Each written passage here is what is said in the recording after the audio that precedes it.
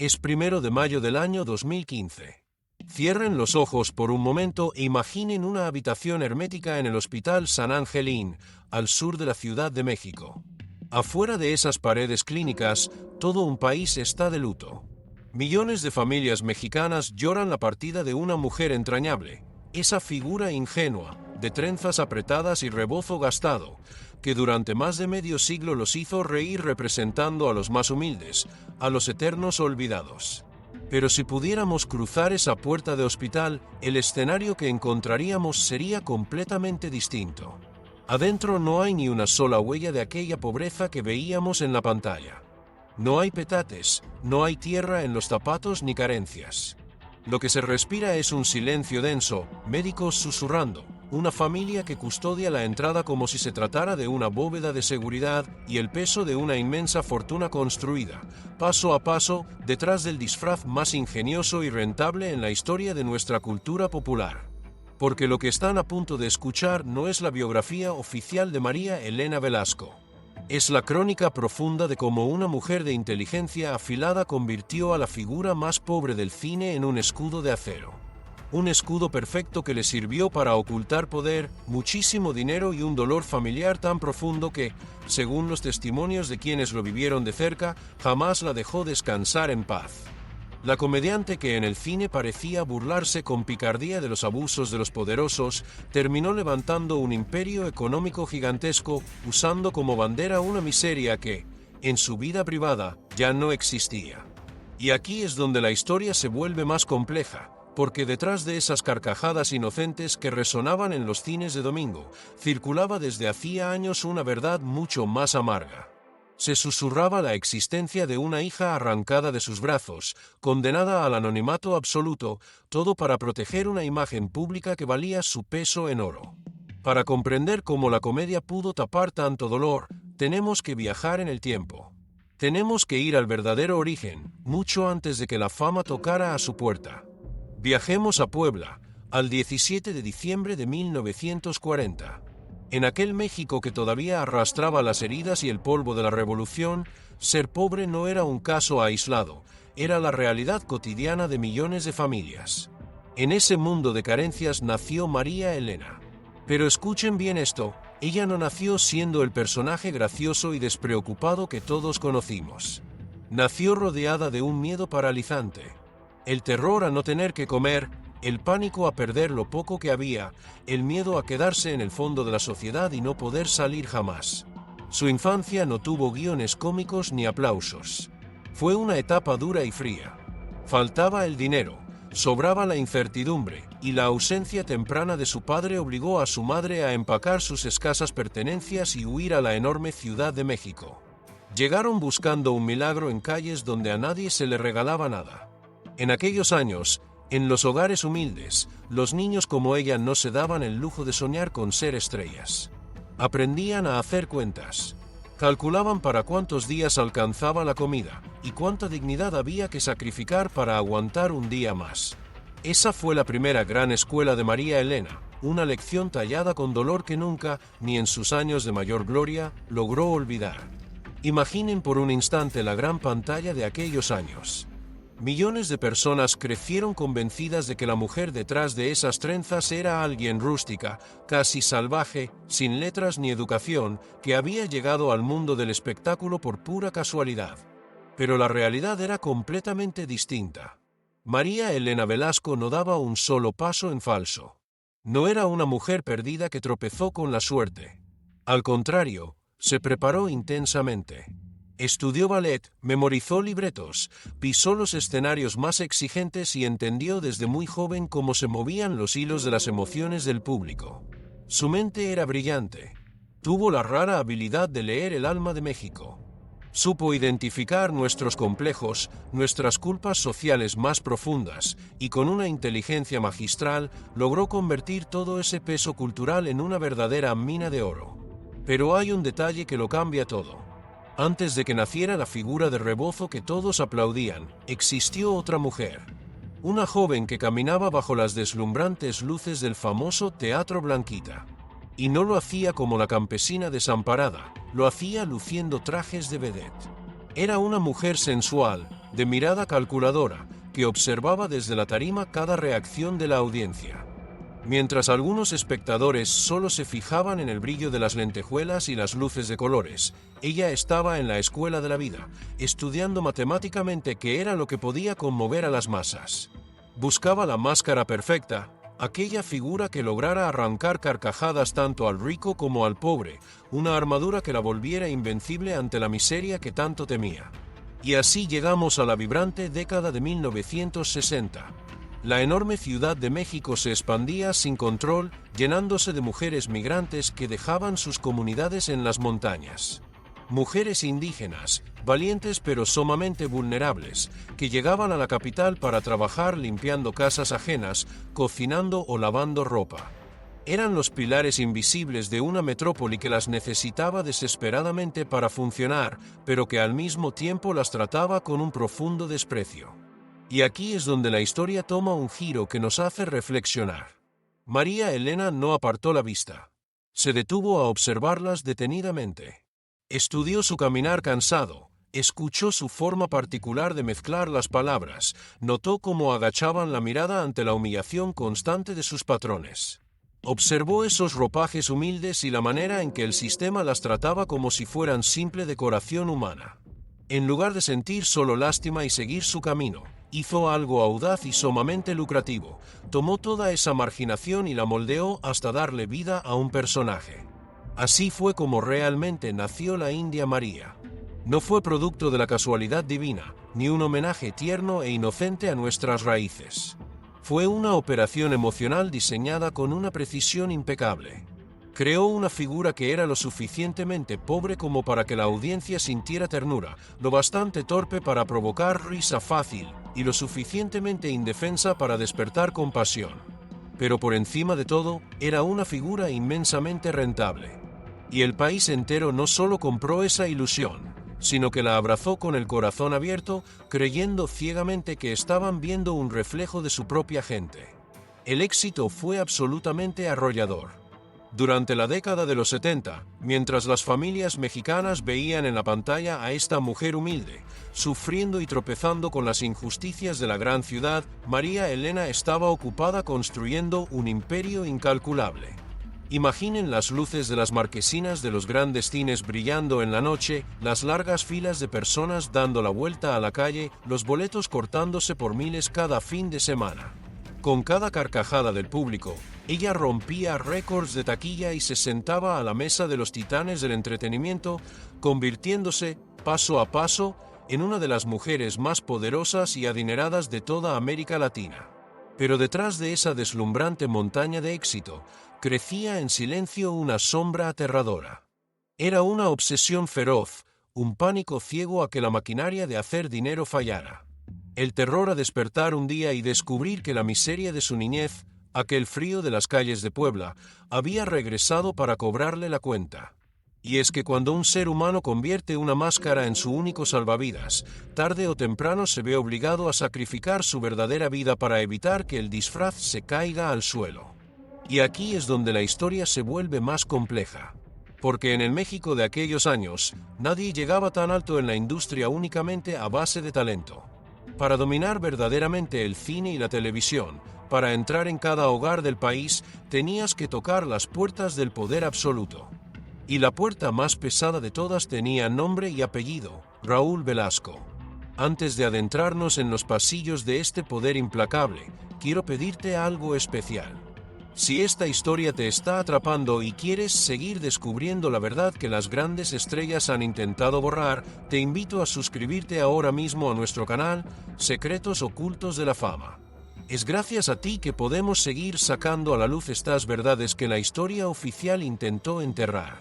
Volviendo a aquellos años dorados, debemos entender quién era realmente ese hombre. En aquella época, no era simplemente el presentador simpático que las familias veían cada domingo por la noche. Era el dueño absoluto del destino de los artistas. Imaginen a un hombre detrás de un escritorio, sabiendo que con una sola llamada telefónica, con un simple gesto de aprobación o desprecio, podía lanzar a una estrella hacia el firmamento o condenarla al olvido definitivo. Estar cerca de él garantizaba contratos millonarios, prestigio y una protección impenetrable. Estar lejos significaba el exilio profesional. María Elena, con su inteligencia calculadora, comprendió estas reglas mejor que nadie. Cada vez que su personaje aparecía junto a él en la televisión nacional, todo parecía un acto encantador. Ella le decía güero con esa voz aguda y fingida. Él soltaba una carcajada casi paternal, y millones de personas reían desde sus salas, convencidas de que estaban presenciando una amistad blanca, pura e inofensiva. Pero las historias más peligrosas casi siempre comienzan disfrazadas de inocencia. Lo que empezó como una rutina cómica repetida frente a las cámaras, poco a poco fue transformándose, tras bambalinas, en algo mucho más profundo y delicado. Según fuertes testimonios y voces que han resonado a lo largo de los años en los pasillos del espectáculo, entre la mente más brillante detrás del personaje más humilde y el hombre más temido de la televisión, comenzó a tejerse un romance. Una relación clandestina que, bajo ninguna circunstancia, podía salir a la luz, porque de saberse, no solo se destruirían dos familias, se derrumbarían contratos, patrocinios y dos imperios construidos con muchísimo esfuerzo. Cuando el éxito, el prestigio y la fortuna dependen de mantener una ilusión perfecta, una mentira deja de ser un simple engaño y se convierte en una maquinaria implacable de supervivencia. Y es precisamente en este punto donde la historia toma un camino verdaderamente desgarrador. Porque el mayor peligro para este imperio no fue el romance clandestino en sí, sino lo que vino como consecuencia ineludible de esos encuentros a escondidas, un embarazo, una vida nueva. Para cualquier otra mujer, la llegada de un hijo es un motivo de celebración, una luz de esperanza. Pero en este universo de luces deslumbrantes, cámaras inquisitivas y reputaciones blindadas, esa pequeña criatura que venía en camino no era vista como una bendición, era, a los ojos de la industria, una amenaza devastadora. Era una existencia que rompía por completo la ilusión, un elemento que no encajaba en el decorado virginal y familiar que ambos habían construido con tanto sacrificio. Si analizamos esta decisión desde la lógica fría y calculadora del poder, el resultado es escalofriante. Había que hacer desaparecer el problema antes de que el mundo exterior pudiera siquiera sospecharlo. Un escándalo público estaba totalmente descartado. Una adopción formal y transparente representaba un riesgo inmenso. Demasiados documentos, demasiados ojos curiosos en las oficinas, demasiada gente dispuesta a vender un chisme destructivo a la prensa de espectáculos. Lo que necesitaban con urgencia era el silencio más profundo y oscuro. Se requería dinero en efectivo y mucha discreción. Y así, según el relato sostenido firmemente por la propia niña muchos años después, la pequeña fue entregada, casi como quien despacha un documento incómodo, a una empleada doméstica que trabajaba en la casa. Hagamos una pausa e imaginen esa escena en su mente. Visualicen a una mujer humilde, trabajadora, que de un momento a otro recibe en sus brazos un secreto que literalmente le quema las manos. Una empleada que no tiene la voz, el poder ni la posición para cuestionar a sus patrones, obligada de la noche a la mañana a cargar con el peso de una mentira que jamás le perteneció. Mientras en el corazón de la ciudad los cines seguían abarrotados, mientras los ejecutivos celebraban con copas en la mano los millones de boletos vendidos, y mientras México entero lloraba de risa con la comediante que fingía ser la voz de los olvidados, una bebé recién nacida era apartada de su propia sangre. Fue borrada de la biografía oficial como si se tratara de un error administrativo, un riesgo que debía ser retirado del camino para que la máquina de hacer dinero no se detuviera. Lo que verdaderamente estremece de todo esto no es solo la acción, sino la frialdad que exige llevarla a cabo. Para llegar a ese punto, hay que cruzar una línea invisible en el alma. Hay que aceptar en silencio que tu carrera artística vale más que el abrazo a un hijo. Que el personaje de ficción, esa máscara de rebozo y trenzas, es más importante que la vida real de una pequeña. Y una vez que se cruza esa frontera, no hay redención posible. Ya no eres solamente una estrella de televisión cuidando celosamente tu privacidad, te conviertes en alguien dispuesto a reescribir y manipular destinos ajenos con tal de que tu propio mundo no colapse. Los años pasaron. La máscara siguió funcionando a la perfección.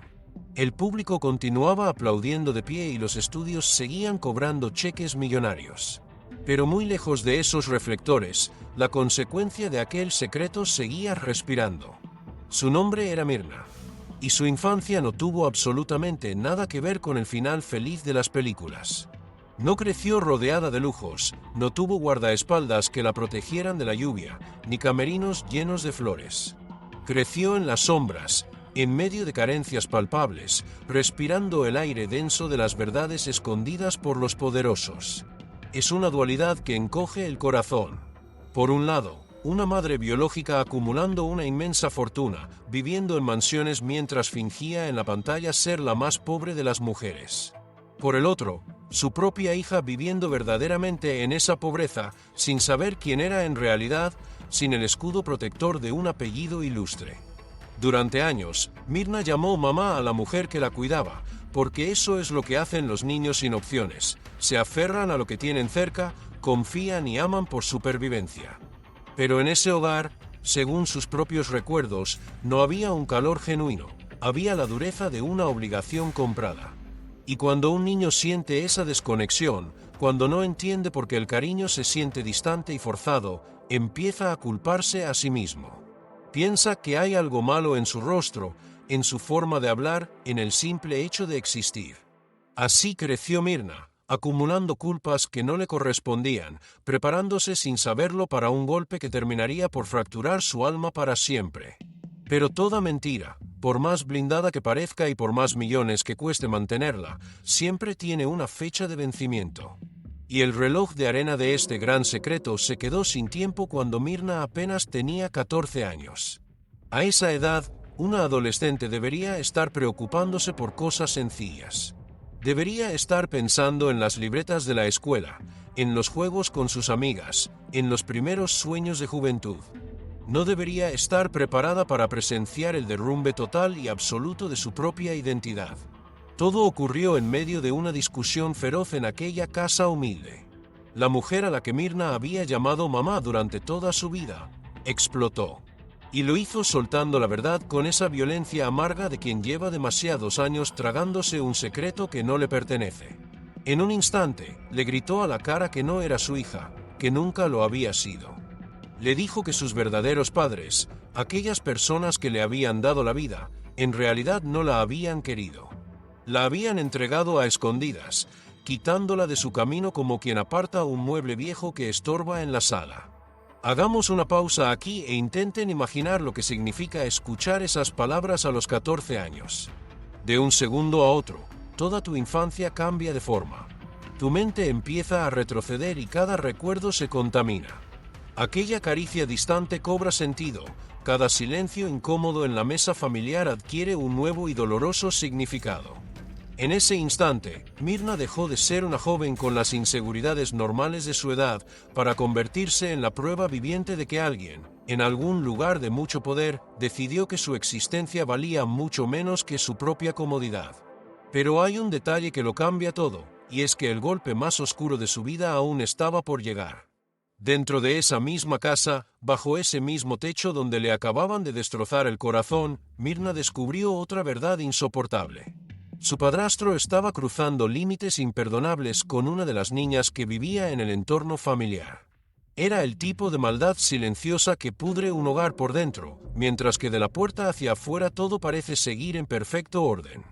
En una situación así, la gran mayoría de las personas habría guardado silencio por puro terror, por vergüenza o por el simple instinto de sobrevivir bajo ese techo. Pero Mirna no lo hizo. Ella habló, señaló al agresor, denunció lo que estaba pasando con una valentía que a muchos adultos les falta en toda su vida. Y lo que ocurrió después no fue casualidad. El castigo de esa casa no cayó sobre el hombre que cometió el abuso, cayó directamente sobre ella. La echaron a la calle. Le cerraron la puerta en la cara y la dejaron completamente sola. Fue una segunda expulsión en su corta vida. La primera vez que la echaron fue el día que nació, desde la cuna. La segunda llegó cuando se atrevió a defender la verdad. Hay personas a las que el destino les rompe el corazón una vez. A Mirna se lo hicieron pedazos 2 veces antes de que pudiera cumplir sus 15 años. El camino la llevó hacia el norte, cruzando la frontera hacia California. Allí no encontró el sueño americano, sino la frialdad del sistema de protección de menores en Estados Unidos. Entró a la dura rueda de los refugios, las casas hogar, los albergues temporales. Vivió la angustia de empacar sus pocas cosas en bolsas de plástico para pasar de un techo prestado a otro, de una familia de acogida a otra, enfrentándose a nuevas reglas sin saber nunca cuánto tiempo duraría cada parada. En algunos de esos lugares encontró una profunda indiferencia, en otros, simplemente el cansancio de cuidadores que no daban abasto. Aquella no era, ni por asomo, la vida que merecía la hija de la estrella más grande de México. Era la vida de una niña considerada como sobrante, intentando sobrevivir en un mundo de adultos diseñado para acumular cuerpos en camas litera, pero no para sanar las heridas del alma. Ella tuvo que aprender a dormir con un ojo abierto, abrazando su propio miedo en la oscuridad. Y aquí es donde la historia se vuelve verdaderamente desgarradora, el punto donde el contraste duele en el pecho. Mientras esta adolescente aprendía a defenderse sola en las calles extranjeras, con el alma rota y el estómago vacío, su madre biológica seguía en los grandes foros de televisión. Seguía maquillándose y poniéndose un rebozo para representar en la pantalla grande a la mujer humillada por el sistema. Esa es la crueldad más grande de todo este relato. La actriz convertía la marginación social en un récord de taquilla. La hija, en cambio, conocía la marginación real. La madre hacía reír a todo un país usando una desgracia fingida. La hija lloraba todas las noches una desgracia sin cámaras, sin directores y sin una gota de maquillaje. La gran máscara del espectáculo seguía intacta, brillante y lucrativa. Pero del otro lado de la moneda, ya existía una vida humana completamente destrozada por el precio que esa máscara exigía para poder sobrevivir. Y mientras Mirna caía al fondo de ese pozo de soledad, allá arriba, en la cima del poder, María Elena Velasco estaba a punto de cometer un error de cálculo fatal. Uno que ya no solo afectaría a una hija escondida, sino que haría temblar al mismísimo sistema presidencial que la había protegido durante tantos años. A finales de la década de los 70, María Elena Velasco parecía caminar sobre el agua. No era solamente una comediante querida por el público, se había transformado en una máquina imparable. Cada vez que una de sus películas se estrenaba, las salas de cine se abarrotaban. Era el negocio más seguro y lucrativo del espectáculo mexicano. Y mientras millones de personas seguían viendo con ternura a esa mujer ingenua, tropezando con los abusos de los poderosos en la ficción, en la vida real, la mujer detrás de las trenzas ya se movía con la autoridad de alguien que no tiene que pedirle permiso a nadie para respirar. Pero hay un detalle que lo cambia todo. En aquel México, existía una regla de oro, un pacto de silencio no escrito que ningún artista, por más grande o famoso que fuera, debía olvidar. Podías jugar con el humor, podías burlarte de la pobreza, podías incluso estirar los límites de la moralidad en la pantalla, pero no podías, bajo ninguna circunstancia, jugar con la figura del presidente de la República. Guarden este detalle en su mente, porque es vital para entender lo que viene. Entre los años de 1976 y 1982, nuestro país no estaba simplemente gobernado por un presidente, estaba dominado por un régimen que se sentía monárquico.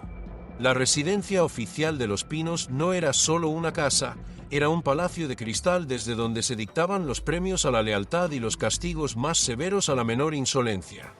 Afuera, en las calles, la gente común cargaba con el peso asfixiante de la inflación, de las deudas y de la falta de oportunidades. Y mientras el pueblo apretaba los dientes para lograr llevar un plato de comida a su mesa, en lo más alto de la pirámide, la clase política vivía rodeada de un lujo tan descarado que parecía una burla. Fiestas exclusivas, viajes fastuosos, privilegios ilimitados. La distancia entre el poder y la calle se había vuelto una obscenidad. Y es en este preciso escenario cuando María Elena cometió el error que solo cometen aquellos que, cegados por el éxito prolongado, comienzan a sentirse más grandes que el sistema que les dio de comer. Durante una aparición pública, escondida detrás del maquillaje y la voz torpe de la India María, soltó un comentario que tocó la fibra más delicada del gobierno. Lanzó una ironía, una burla directa sobre el lujo y el derroche presidencial. Fue un dardo envenenado sobre cómo esa pequeña élite gastaba el dinero a manos llenas, como si el pueblo no los estuviera viendo. Si un periodista crítico hubiera dicho eso en un periódico, ya habría estado en grave peligro. Pero que lo dijera la figura más popular de la televisión, que lo convirtiera en un chiste en vivo y provocara las carcajadas sueltas de miles, eso era un ataque directo al corazón del régimen. Imaginen la escena. La gente riendo, algunos captando la pedrada de inmediato, otros procesando el veneno oculto en la broma segundos después. Y a la vez, en algún despacho elegante y cerrado, un rostro poderoso endureciéndose de furia. Porque el poder puede tolerar muchas cosas, pero lo que jamás soporta es ser ridiculizado públicamente, mucho menos por una mujer que había amasado su enorme fortuna fingiendo ser la más pequeña y débil de la sociedad. Es esa clase de contradicción la que vuelve locos a los poderosos, que el golpe más duro venga del lugar y del rostro que menos esperaban. Lo que sucedió a continuación no fue un escándalo a gritos en los periódicos. Fue una operación rápida, limpia y helada. Como suelen operar los sistemas que tienen tanto poder que no necesitan hacer ruido para destruirte. Se hizo una llamada telefónica, tal vez dos. Fue una instrucción seca que no aceptaba ninguna discusión. En los pasillos de Televisa el mensaje fue recibido y acatado de inmediato. Había que cortar distancias, congelar todos sus contratos, cancelar sus apariciones y borrar a la India María de la pantalla. No hubo una conferencia de prensa para anunciarlo, no hubo explicaciones al público fiel, ni un solo documento oficial firmado. Solamente silencio. Ese silencio espeso que en nuestro país siempre ha tenido un significado muy claro y temible. Ya no eres bienvenida aquí. Ese fue el famoso veto. Una orden invisible, pero con la fuerza suficiente para aniquilar una trayectoria entera. De un día para otro, la mujer que había sido tan útil al sistema, la que hacía reír a la nación, dejó de existir en el lugar donde más importaba. Quien había navegado cómodamente en las altas esferas, descubrió de un golpe brutal que, en realidad, nunca había sido parte de ellos. Era solo una artista a la que toleraban, siempre y cuando no olvidara cuál era su verdadero lugar. Y aquí es donde la historia da un giro inesperado que nos obliga a cuestionar todo lo que creíamos saber. Para cualquier otro comediante o actor de la época, recibir un golpe de castigo desde la misma silla presidencial habría significado el fin absoluto. Habría significado volver a la pobreza, perder las propiedades, desaparecer en el cruel olvido. Pero María Elena no cayó. Se tambaleó, pero se sostuvo de pie, y esto lo cambia absolutamente todo. Porque si una mujer, que supuestamente venía de la miseria más profunda, era capaz de soportar la furia del Estado sin quebrarse en mil pedazos, entonces la gran verdad salía a flote. Ella nunca fue tan pobre como el personaje que nos vendía. Si podía financiar la producción de sus propias películas, pagar directores, conseguir distribución en los cines y seguir multiplicando su dinero estando completamente vetada de la televisión, es porque debajo de ese viejo rebozo existía una maquinaria financiera gigantesca y un tempel de acero. La máscara cómica seguía intacta, pero a partir de ese momento histórico ya no solo servía para ocultar el secreto inconfesable de una hija abandonada en las sombras. Ahora también servía para esconder un imperio de riqueza imposible de ignorar. La mujer que afirmaba ser la voz inofensiva de los humillados, había acumulado tanto poder y dinero como para mirarle a los ojos al presidente de la República y sobrevivir para contarlo. Y cuando una persona es capaz de resistir el embate del Estado sin derrumbarse, la historia deja de ser una simple anécdota política para convertirse en algo mucho más profundo e incómodo. Porque sobrevivir a un veto presidencial es una hazaña, pero preguntarse cómo alguien que supuestamente encarnaba a los más desposeídos tenía los recursos para resistir semejante golpe, rompe la última gran ilusión. Ahí es donde se quiebra el encanto. Ahí comienza a asomarse la verdad más amarga de toda esta historia. Esa pobreza que el pueblo mexicano abrazó y amó durante décadas no era una condición de vida real, era, simplemente, una escenografía perfectamente montada. Durante muchísimos años, el público compraba su boleto y entraba a la sala de cine con el corazón dispuesto a conmoverse. Veían a la India María en la pantalla gigante, con su rebozo deshilachado, sus trenzas sencillas, su español tropezado a propósito y ese cuerpo pequeño enfrentándose a un mundo gigantesco, clasista y burlón. La veían aguantar hambre, soportar humillaciones, ser engañada por los ricos y los corruptos. Y en esa figura entrañable, el espectador veía algo que le resultaba dolorosamente familiar. Veía a la empleada doméstica que nadie saludaba, a la vendedora de la esquina, a la indígena explotada que bajaba de la sierra. Funcionaba de maravilla porque la pantalla no solo ofrecía risas, ofrecía la fantasía de que, por fin, alguien le estaba dando voz a las tragedias de los de abajo. Pero hay un detalle que lo cambia todo. Ese cine de lágrimas y carcajadas también era una industria voraz. Y la taquilla significaba dinero, ríos de dinero. Guarden esto en su memoria, porque es el corazón de nuestro relato. María Elena Velasco no se limitaba a ponerse el traje y actuar frente a la cámara esperando su sueldo. Ella era la dueña absoluta de la maquinaria. Escribía los guiones, dirigía, producía y controlaba cada engranaje del negocio. No cobraba por horas de actuación, cobraba por cada butaca ocupada en los cines, por cada retransmisión televisiva, por cada éxito taquillero de fin de semana. Detrás de esos títulos que parecían nacidos del ingenio popular, del barrio y la carencia, como si fueran un grito del que no tiene nada, se estaba levantando una empresaria de una inteligencia abrumadora. Ella entendió, mucho antes que los grandes magnates de la industria, cómo convertir la imagen de la miseria en una mina de oro inagotable. Mientras millones de trabajadores, con el sudor de su frente, pagaban una entrada creyendo que apoyaban a una igual, la mujer que movía los hilos acumulaba una riqueza que le permitía comprar propiedades y asegurar una independencia financiera que estaba a años luz de la miseria que actuaba. Y aquí es donde la historia se vuelve aún más profunda y dolorosa, porque no estamos hablando solamente de cuentas bancarias. Estamos hablando de la identidad de un país entero. Por mucho tiempo, se nos dijo que su personaje era un homenaje, un símbolo nacional. Pero con el paso de los años, voces críticas comenzaron a señalar algo que siempre estuvo ahí, frente a nuestros ojos, pero que nadie quería aceptar, que esa representación, en el fondo, no dignificaba a la mujer indígena. La reducía a una caricatura. La encerraba en la jaula de la ignorancia, de la obediencia ciega, del eterno papel de sirvienta que solo sabe tropezar. México se reía, sí, pero al mismo tiempo aprendía a mirar a las mujeres reales de nuestras comunidades a través de un filtro distorsionado y burlón.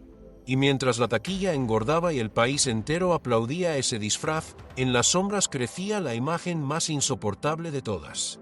Una dualidad que corta la respiración. Imaginen la escena en su mente. Por un lado, la actriz que fingía pasar hambre en los foros de grabación regresaba a dormir en sábanas finas, rodeada de comodidades y blindada por su fortuna.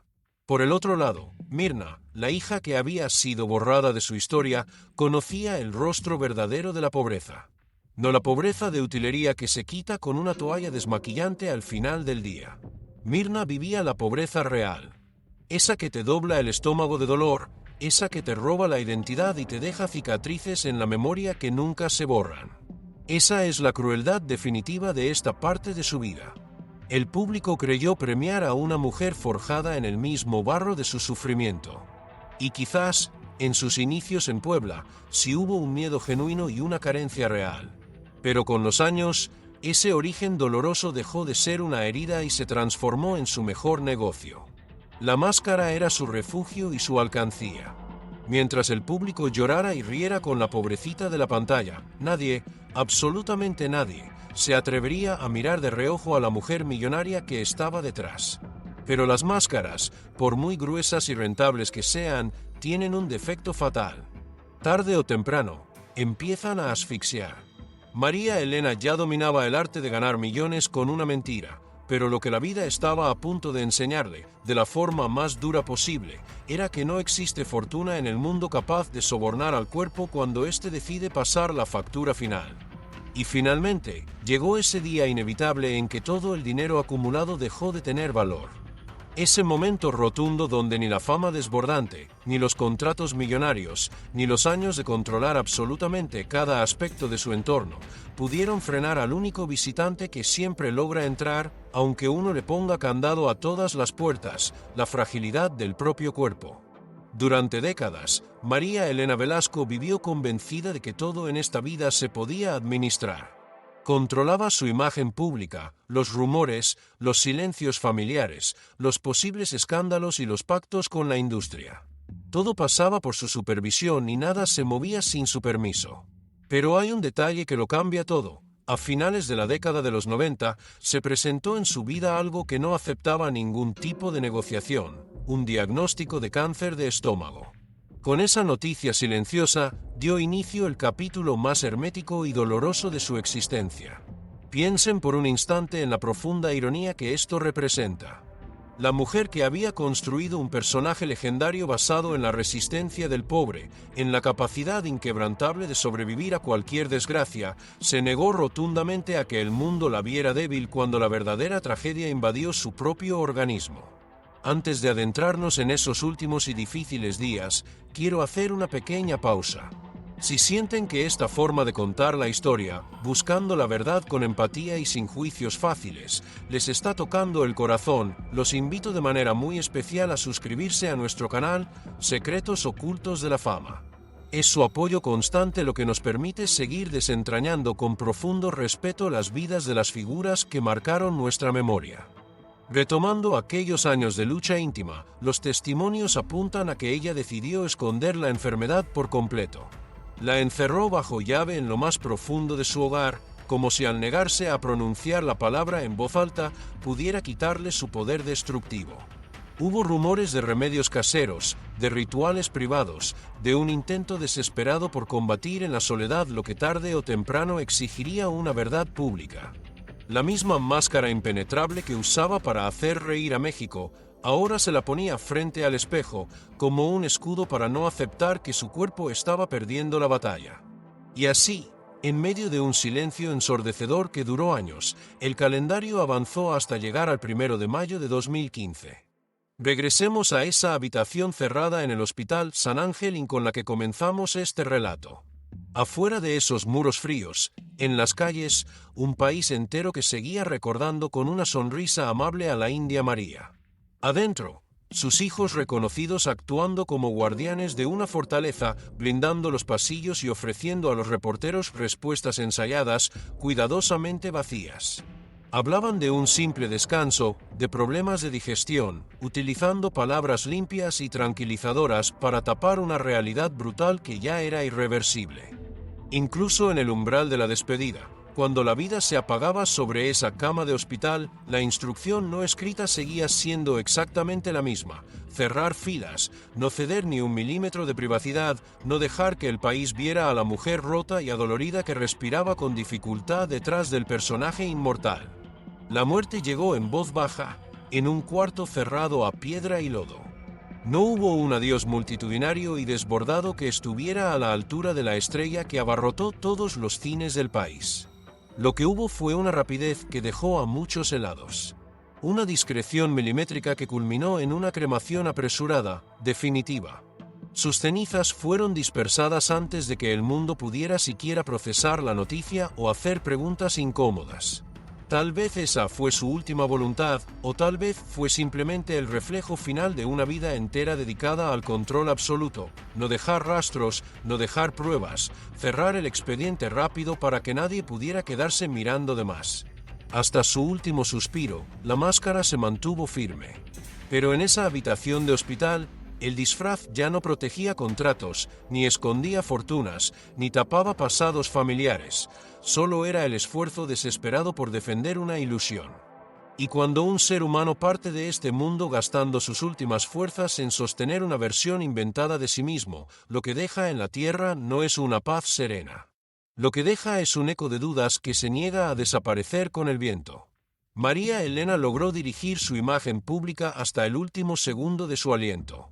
Lo que nunca pudo dirigir fue el juicio silencioso que comienza cuando el telón cae definitivamente y el mito se queda solo, sin reflectores, frente al espejo de su propia verdad. Tras su partida, los hijos reconocidos asumieron el papel que les tocaba. Heredaron las inmensas propiedades, los derechos legales, las regalías interminables de las películas y los archivos celosamente guardados. Pero con todo ese imperio, también heredaron algo mucho más pesado, el deber inquebrantable de custodiar la leyenda. Cerraron filas alrededor del personaje, defendiendo a capa y espada la memoria de una madre convertida ya en patrimonio cultural, en un símbolo intocable y en un negocio póstumo sumamente rentable. Es hasta cierto punto comprensible. Cuando una familia hereda un mito de ese tamaño, sus miembros se convierten automáticamente en sus guardianes. Pero hay un detalle que lo cambia todo, y es que los mitos construidos sobre silencios demasiado largos siempre terminan por agrietarse. Y esa grieta profunda y dolorosa tenía un nombre: Mirna.